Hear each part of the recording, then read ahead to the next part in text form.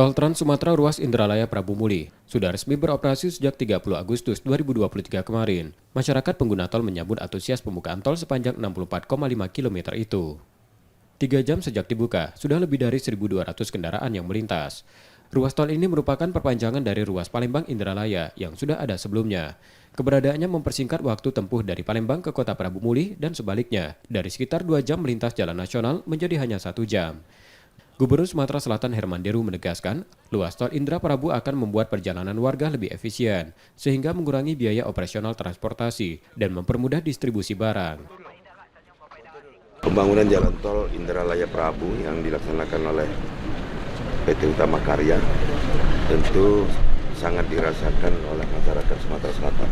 Baru diuji coba operasionalnya hari ini saja, antusiasme masyarakat begitu tinggi. Animo menggunakan ruas ini begitu tinggi.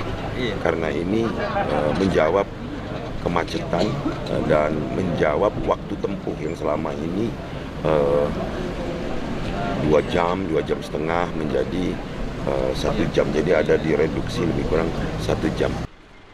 Operasional ruas tol ini masih digratiskan, namun masyarakat berharap tarif yang akan kelak dikenakan dapat terjangkau.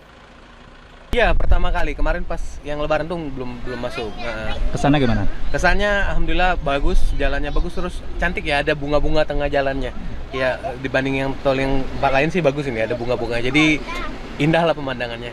Tarif ya disesuaikan aja ya dengan kemampuan masyarakat setempat.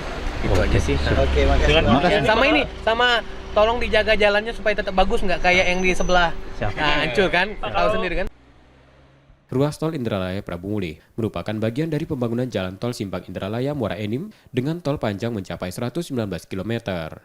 Emrizky Nurmizan, Kompas TV, Prabu Muli, Sumatera Selatan.